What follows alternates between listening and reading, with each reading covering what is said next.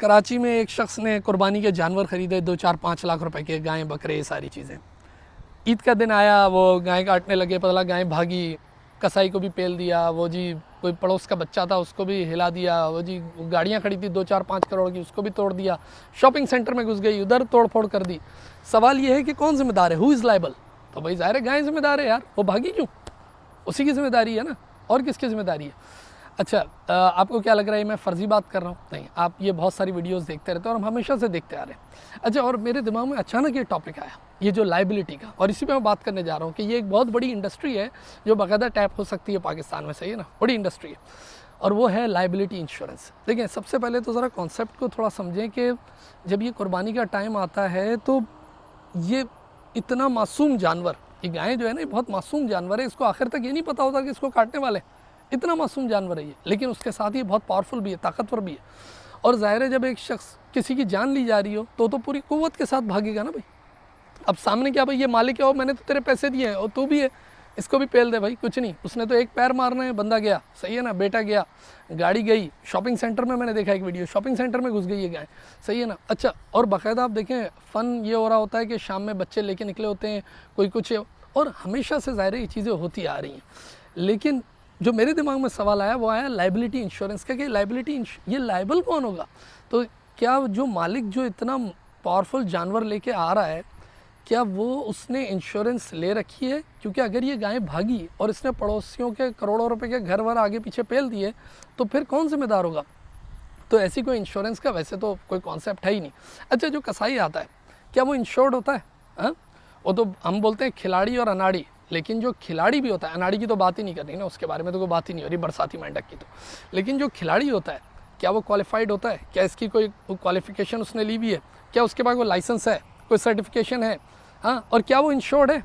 क्या उसके पास कोई इंश्योरेंस है कि भाई अगर इसको कुछ हो गया या गाय को कुछ हो गया, वो अपनी तो जान दे ही रहा होता है भाई, उसको पैसे कमाने होते हैं, उसको तो मैं नहीं समझा सकता, लेकिन जो अतराफ़ में लोग खड़े होते हैं उसकी। अच्छा, और एक तमाशा सा हुआ होता है, सब लोग खड़े हो जाते हैं, वो अचानक उसने उठ के अगर भागना है, क्योंकि कोई एसओपी तो है नहीं, कोई ऑपरेटिंग प्रोसीजर है नहीं, या कोई ऐसे साइंटिफिक मैनेजमेंट तो है नहीं, कोई ऐसे इक्विपमेंट तो है नहीं। कभी कसाई बोलता है वो एक घुमा ऐसे और गिर गई, कभी बोलते हैं अरे पैर बांध दे, कभी बोलते हैं बगैर पैर के वो हो गया, ओए मोरा पकड़, यानी सब अपनी अपनी अपनी अपनी चला रहे होते हैं। अब वीडियो में देखें अजीब अजीब सी आवाज़ आ रही थी, और यहाँ से पकड़, वहाँ से पकड़, वो ये कर वो कर। अरे इतना मस्त जानवर है वो यार, मैंने कहा ना मासूम और इतना ताकतवर, वो तो उठेगा और भागेगा, और भागने वो, और इतना बड़ा रश लगा हुआ है, कितनों को इधर उधर कर जाएगा। तो अच्छा, कंपैरिजन की यहाँ के बात नहीं करेंगे, लेकिन मैं आपको सिर्फ समझाने के लिए बताता हूँ यहाँ टेक्सास का, सही ना, एक समझाने के लिए। अगर हम मजदूर भी घर में बुलाते हैं ना, कि जो सिर्फ आके सोफ़ा रखने आया, सही है ना, लेबर सोफ़ा रखने, तो अगर मैं उससे बोलूँगा ना कि यार मेरा टेबल उठा के इधर कर दे, तो मुझे बोलेगा भाई मैं तुम्हारे टेबल को हाथ नहीं लगा सकता। क्यों? क्योंकि आई एम नॉट इंश्योर्ड। खुदा न खास्ता तुम्हारा टेबल इधर उधर हो गया, या उस पर कोई शो पीस पड़ा हुआ है वो गिर गिरा गया, तो कौन जिम्मेदार होगा? इसका मतलब वो भी आता है तो वो इंश्योर्ड होता है। जो टीवी इंस्टॉल करने आता है वो बंदे के पास भी इंश्योरेंस होती है। हमें कहीं स्टॉल लगाना होता है तो उसकी भी इंश्योरेंस होती है।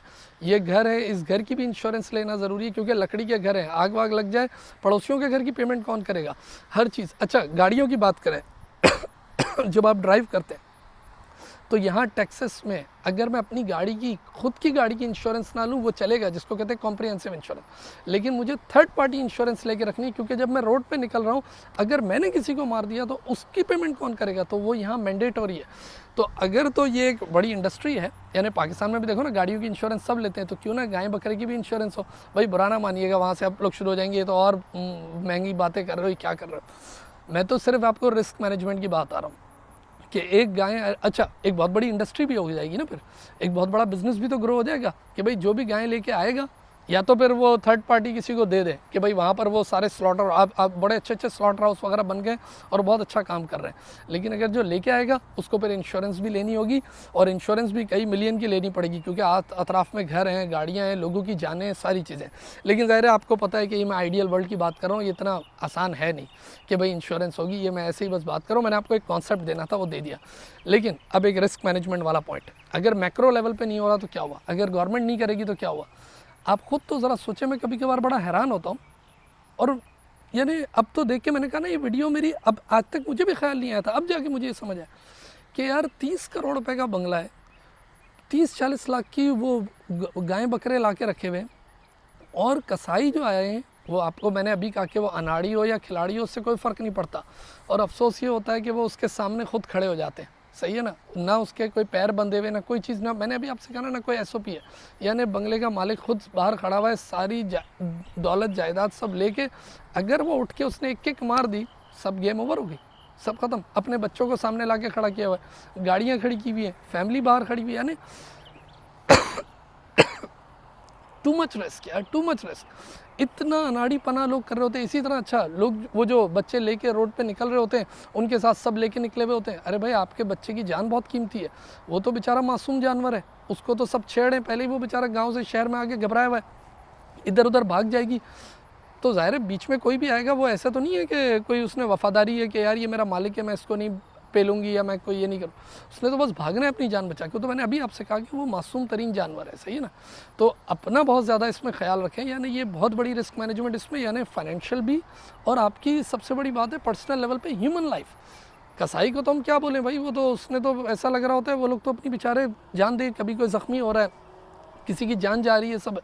लेकिन जो दूसरे खड़े हैं और जो ये वीडियो देख रहे हैं, वो भाई ख्याल रखें, मुझे वीडियो असल में पहले बनानी चाहिए थी, लेकिन जब मैंने बहुत सारी वो देखी ना वीडियोस, फिर मुझे ख्याल आया कि यार कितना अहम कॉन्सेप्ट है लायबिलिटी इंश्योरेंस का, कि भाई हर चीज़ की। अच्छा कोई गाड़ियों का शो होता है ना, उधर हम ले जाके अपनी गाड़ी पार्क करते हैं, उसकी भी इंश्योरेंस करा के देनी होती है कि भाई आप इस शो में आ रहे हो, तुम्हारी गाड़ी में आग लग गई और बराबर में वो लैम्बोर्गिनी खड़ी है और वो फलानी फोर्ड की खड़ी, वो तुमने उसको जला दिया, उसका कौन जिम्मेदार होगा। तो पता चला खाने का स्टॉल लगा रहे हो, कोई बीमार हो गया, फिर क्या होगा, उसकी इंश्योरेंस। तो third party insurance is very important, जो लायबिलिटी इंश्योरेंस होती है। खैर ये एक मेरी थॉट थी, एक ऑब्जर्वेशन थी, एक एनालिसिस था, मैंने कहा मैं आपसे बात करूँ इस पर। लेकिन आप लोग पर्सनल लेवल पर अपना बहुत ज़्यादा ख्याल रखें इसमें। चलें, थैंक यू।